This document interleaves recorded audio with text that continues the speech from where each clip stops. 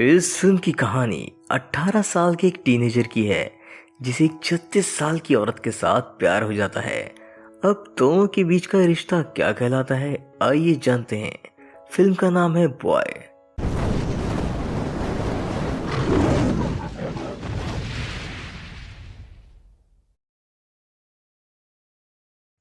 Film की शुरुआत में हम क्रिस्टीन नाम के हाई स्कूल स्टूडेंट को देखते हैं जिसने हाल ही में अपनी ग्रेजुएशन पूरी करी थी। वो और उसके कुछ दोस्त लड़कियों के साथ एंजॉय करने का प्लान बना रहे थे। तभी क्रिस्टीन कहता है कि मैं घर जा रहा हूँ। एक लड़की उसके पास आकर उससे पूछती है, क्या तुम हमारे साथ नहीं चल रहे?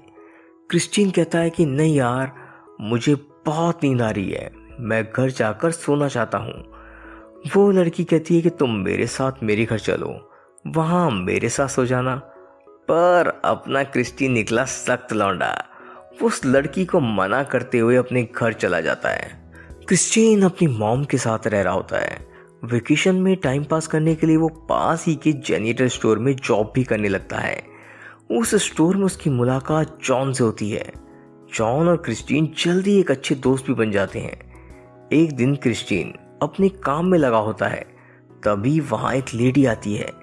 क्रिस्टीन उस लेडी की खूबसूरती को देखकर दंग रह जाता है। वो लेडी दरअसल अपना वॉशिंग मशीन ठीक करवाने वहां आई थी, बट क्रिस्टीन को पता नहीं था कि वॉशिंग मशीन को कैसे ठीक करते हैं। सो वो चली जाती है।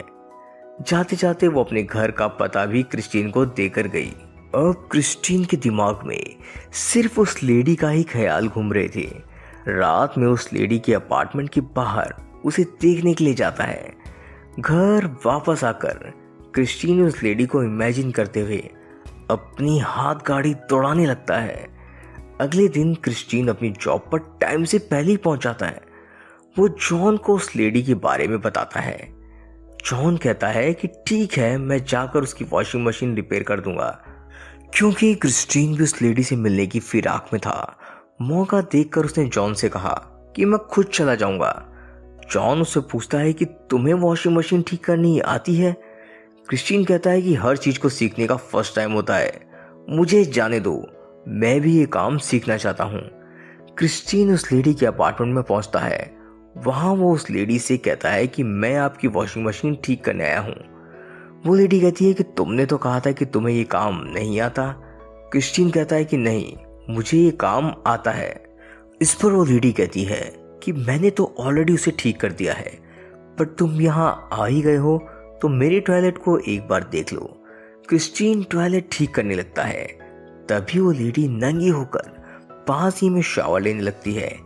क्रिस्टीन उसे देखने की काफी कोशिश करता है, बट पर्दा लगा होने के कारण उसे कुछ खास दिखाई नहीं देता। नहाने के बाद वो लेडी क्रिस्टीन से कहती है कि कल मैंने तुम्हें मेरे अपार्टमेंट के बाहर देखा था, तुम वो नीचे क्या कर रहे थे? क्रिस्टीन कहता है कि मैं जस्ट ऐसे ही घूम रहा था। इस पर वो लेडी उसे एक स्मूच देते हुए कहती है कि तुम बहुत स्वीट हो। अगले दिन जॉन क्रिस्टीन से कहता है कि तुम्हें कोई ढूंढ रहा था और अपना नंबर भी देकर गया है। क्रिस्टीन उस नंबर पर कॉल करता है। तब जाकर उसे पता चलता है कि ये वही लेडी थी जिसके घर वो कल रात को वॉशिंग मशीन ठीक करने गया था। वो लेडी उससे पूछती है कि आज शाम को तुम क्या कर रहे हो? क्रिस्टीन कहता है कि मैं फ्री हूं। फिर दोनों रात में 8:30 बजे मिलने का प्लान बनाते हैं। फोन कट करते ही जॉन वहां जाता है। क्रिस्टीन उसे आज रात के प्लान के बारे में बताता है। जॉन कहता है ये मौका हाथ से जाने मत देना और रात को खाली हाथ मत जाना, अपने साथ एक बुके भी लेते जाना।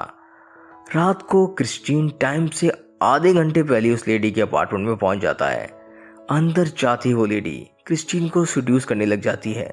दोनों आपस में इंटीमेट हो जाते हैं और यहाँ हम ऑडियंस को ये पता चलता है कि क्रिस्टीन वर्जिन था। अपने पहले राउंड में उसका छोटा चेतन 2 मिनट में ही बेहोश हो जाता है।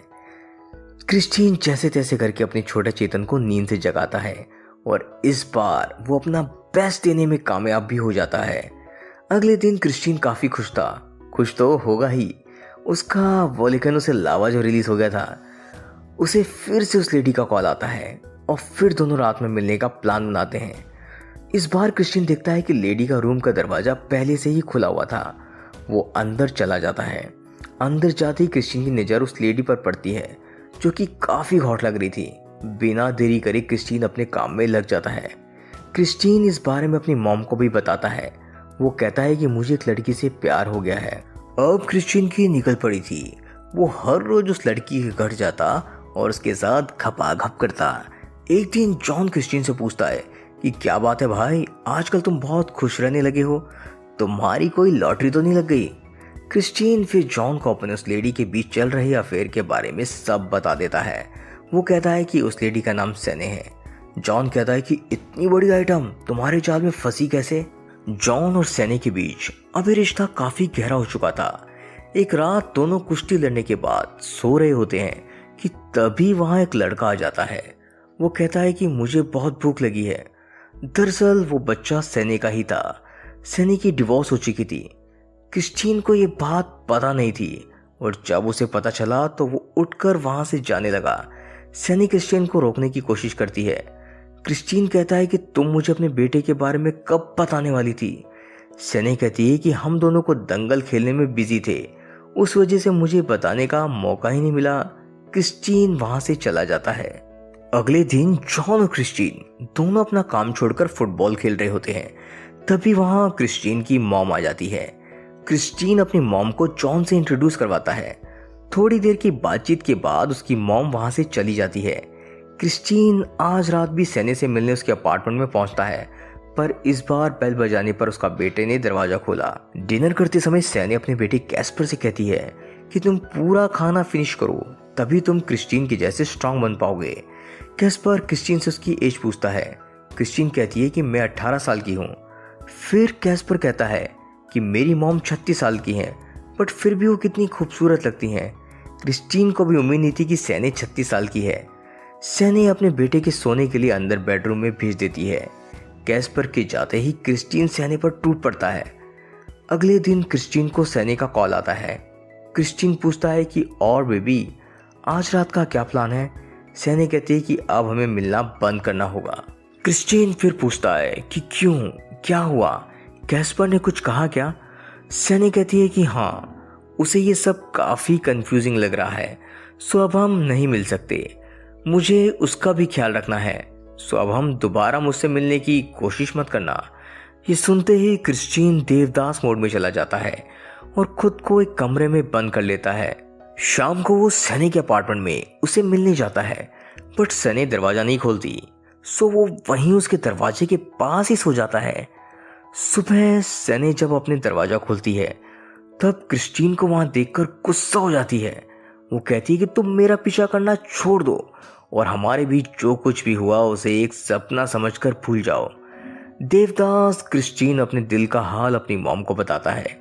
वो कहता है कि उसकी एज 36 है और वो अपने बेटे के साथ पास ही एक अपार्टमेंट में रहती है। उसकी मॉम कहती है कि तुम्हारा दिमाग तो खराब नहीं हो गया, वो 36 की है और तुम 18 के। देखा जाए तो वो तुम्हारी माँ जैसी है और तुम उसके साथ ही। अब क्रिस्टीन का अपने काम में मन ही नहीं लगता। मन कैसे लगता, अभी अभी तो बेचारे का फर्स्ट टाइम दिल जो टूट गया था। एक दिन जॉन उसे समझा रहा होता है कि जो हुआ सो हुआ। तभी वहां सैनी आ जाती है। वो क्रिस्टीन से कहती है कि आज रात को मैं अपने दोस्त के साथ मूवी देखने जा रही हूँ, सो क्या तुम प्लीज मेरे बेटे कैस्पर का ध्यान रखोगे। क्रिस्टीन हाँ कर देता है। सैनी कहती है कि ठीक है, तुम शाम को 6 बजे मेरे अपार्टमेंट में आ जाना।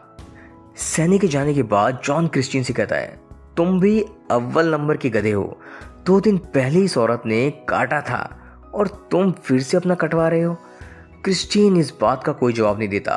शाम को प्लान के अनुसार वे कैस्पर का ध्यान रखने उसके अपार्टमेंट पहुंच जाता है।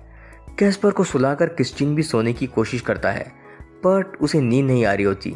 तभी वहां सैनी आ जाती है और वो भी नंगी। वो क्रिस्टीन को चूमना शुरू कर देती है और कहती है मैंने तुम्हें बहुत मिस किया। क्रिस्टीन कहता है कि झूठ मत बोलो, अगर ऐसा ही था तो तुमने मुझे खुद से अलग क्यों किया। सैनी कहती है कि अब तुम्हें टेंशन लेने की जरूरत नहीं है और दोनों अपने काम में लग जाते हैं। अगली सुबह सैनी क्रिस्टीन से कहती है कि मुझे तुम्हारी मॉम से मिलना है। क्रिस्टीन भी अपनी मॉम को सैनी से मिलवाने के लिए इनवाइट करता है। किचन में डिनर की तैयारी करते हुए सनी क्रिस्टीन से पूछती है कि तुम इतने नर्वस क्यों हो, क्या मैं तुम्हारी गर्लफ्रेंड नहीं हूँ? क्रिस्टीन कहता है कि नहीं, ऐसी कोई बात नहीं है। तभी वहाँ मौजूद कैस्पर कहता है कि क्रिस्टीन 18 साल की है और आप 36 की। सनी कहती है कि इससे क्या फर्क पड़ता है, प्यार और जंग में सब जायज है। इतने में दरवाजे की घंटी बजती है और दरवाजा खुलने पर हम देखते हैं कि क्रिस्टीन की मॉम वहाँ आई है। सभी एक साथ डिनर करने लगते हैं। क्रिस्टीन की मॉम सनी से कहती है कि क्रिस्टीन को अब पढ़ाई के सिलसिले में बाहर यूनिवर्सिटी में जाने वाला है, तब तुम दोनों कैसे मेंटेन करोगे? दरअसल सनी को क्रिस्टीन की यूनिवर्सिटी जाने के बारे में कुछ पता नहीं था, सो वो क्रिस्टीन को हेल्प के बहाने अपने साथ किचन में ले जाती है। वो कहती है कि तुम मुझे बात कब बताने वाले थे? क्रिस्टीन कहता है कि मुझे भी इस बारे में कुछ पता नहीं था, एक्चुअली मेरी मॉम ने ही शायद ये डिसाइड किया है। सनी कहती है झूठ मत बोलो, मुझे सब पता है। तुम वहाँ यूनिवर्सिटी में पढ़ाई नहीं बल्कि लड़कियों के साथ मौज मस्ती करने के लिए जाना चाहते हो। क्रिस्टीन कहता है कि तुम गलत समझ रही हो, मैं तो बस डिग्री कंप्लीट करने के लिए यूनिवर्सिटी जा रहा हूँ। सनी कहती है वो सभी मौज मस्ती करने ही जाते हैं, मुझे तुमसे ज़्यादा नॉलेज है, वहाँ सभी लड़कियाँ सिर्फ और सिर्फ गुलछर्रे उड़ाती हैं। क्रिस्टीन कहता है कि तब तो तुमने भी काफ़ी गुलछर्रे उड़ाए होंगे। इस बात को लेकर दोनों में तू मैं हो जाती है। तभी क्रिस्टीन की मॉम और कैस्पर किचन में आ जाते हैं। कुछ देर बाद सनी अपने बिहेवियर के लिए क्रिस्टीन से माफ़ी मांगने लगती है। क्रिस्टीन भी पिघल जाता है और उसे चूमना शुरू कर देता है। सनी कहती है कि अभी नहीं, रात को, फिलहाल तुम्हारी मॉम डाइनिंग टेबल पर हम दोनों का इंतजार कर रही है। चारों फिर से डिनर करने लगते हैं। क्रिस्टीन की मॉम सनी से कहती हैं दरअसल हम क्रिस्टीन के लिए एक फ्लैट ढूंढ रहे हैं। सनी कहती है कि फ्लैट ढूंढने की क्या जरूरत है, क्रिस्टीन मेरे साथ ही रहेगा। क्रिस्टीन की मॉम को यह आइडिया पसंद नहीं आता है। दरअसल उन्हें सना जरा भी पसंद नहीं आई थी। वो वहाँ से उठकर जाने लगती हैं। क्रिस्टीन कहता है कि मैं आपको घर तक छोड़ देता हूँ। उसकी मॉम कहती है मैं चली जाऊँगी, तुम अपनी गर्लफ्रेंड और उसके बेटे के साथ एंजॉय करो। लेकिन फिर भी क्रिस्टीन अपनी मॉम को घर छोड़ाता है। जब वो वापस सनी के पास आता है तब उसे पूछती है कि क्या हुआ, तुम्हारी मॉम को मैं पसंद नहीं हूँ क्या? क्रिस्टीन कहता है कि नहीं, ऐसी कोई बात नहीं है। सनी फिर से उसे सीड्यूस करने लग जाती है। सनी क्रिस्टीन से कहती है कि चलो कुछ नया ट्राई करें। क्रिस्टीन उसे बेड से बांधकर पलंग तोड़ना शुरू कर देता है। दोनों पूरी रात धुआंधार मेहनत करने लग जाते हैं। अगले दिन क्रिस्टीन सनी को कॉल करता है। सनी पूछती है कि तुम आज रात को डिनर पर आने वाले थे पर तुम आए नहीं, तुम्हारा फोन भी बंद था, तुम्हारी मॉम ने कुछ कहा क्या? क्रिस्टीन कहता है कि अब मैं तुमसे नहीं मिल सकता। सनी पूछती है कि क्यों, क्या हुआ, तुम्हें कोई और गर्लफ्रेंड मिल गई क्या? क्रिस्टीन कहता है नहीं, मुझे लगता है कि अब हमें ये सब बंद कर देना चाहिए। सनी कहती है पर तुमने तो कहा था कि तुम मुझसे प्यार करते हो, क्या तुमने वो सब सिर्फ मेरे साथ इंटीमेट होने के लिए कहा था? क्रिस्टीन इस बात का कोई जवाब नहीं देता। सनी भी उस अंदर से फोन कट कर देती है। शायद क्रिस्टीन की चुप्पी में उसे अपना जवाब मिल चुका था। आधी रात में सनी क्रिस्टीन के घर के बाहर आकर चिल्लाते हुए रोने लगता है। क्रिस्टीन जल्दी से उसके पास नीचे जाती है और उसे चुप कराने की कोशिश करती है। फिर वो सनी को लेकर उसके अपार्टमेंट पहुंचता है। सनी क्रिस्टीन से पूछती है कि तुमने मेरे साथ ऐसा क्यों किया? क्रिस्टीन कहता है कि मैं ऐसा करना नहीं चाहता था बट मुझे अंदर से कुछ अच्छा नहीं लग रहा। सनी फिर से उसे सीड्यूस करने लगती है और दोनों फिर से एक दूसरे को किस करते हुए अपने अगले राउंड की तैयारी में लग जाते हैं। सनी को सेटिस्फाइड करके क्रिस्टीन अपने घर लौट आता है। उसकी मॉम उसका इंतजार कर रही थी। रात काफ़ी हो चुकी थी, सो दोनों को नींद लग जाती है और दोनों वहीं सो जाते हैं। सुबह क्रिस्टीन सनी से मिलने जाता है। सनी कहती कि तुम कहाँ गायब हो गए थे, मैं तुम्हें ढूंढ रही थी। क्रिस्टीन कहता है कि मैं अपने घर गया था। सनी कहती है प्रॉमिस करो अब तो मुझे छोड़कर कभी नहीं जाओगे। तभी सनी का बेटा नीचे से क्रिस्टीन को अपने साथ खेलने के लिए आवाज़ लगाता है। क्रिस्टीन जाने लगता है। तभी सनी उसे रोकते हुए कहती है बेबी रुको, तुम चाहते हुए मुझे किस करना तो भूल ही गए। क्रिस्टीन उसे किस करने लगता है। तभी सनी कहती है कि तुम्हारी टी शर्ट से ये परफ्यूम की खुशबू कैसी, कहीं तुम किसी और के साथ सोकर तो नहीं आए? क्रिस्टीन कहता है कि ये मेरी मॉम का परफ्यूम है। सनी कहती है अच्छा तो तुम अपनी मॉम के साथ गुलछर्रे उड़ा कर आ रहे हो? इतना सुनते ही क्रिस्टीन की सटक जाती है और वो सनी को एक जोरदार थप्पड़ चिपका देता है। इतने में सना का बेटा कैस्पर भी ऊपर कमरे में आ चुका था। क्रिस्टीन को काफी बुरा लगता है और उसका सर घूमने के कारण वो खुद ही बेहोश हो जाती है। जब उसकी आंख खुलती है तो वो खुद को कैस्पर और सना के साथ एक साथ सोए हुए पाता है। क्रिस्टीन उठकर अपने घर जाने लगता है और जाते जाते एक आखिरी बार सनी को गुड बाय भी कहते हुए जाता है और ये मूवी यहीं पर खत्म हो जाती है। आई होप आपको वीडियो पसंद आया होगा। वीडियो पसंद आया है तो वीडियो को लाइक और चैनल को सब्सक्राइब जरूर करें। मूवी आपको टेलीग्राम ग्रुप में मिलेगी और टेलीग्राम ग्रुप का लिंक डिस्क्रिप्शन में मिलेगा। तो आज के लिए इतना ही, हम मिलेंगे आपको अगले वीडियो में। तब तक के लिए गुड बाय।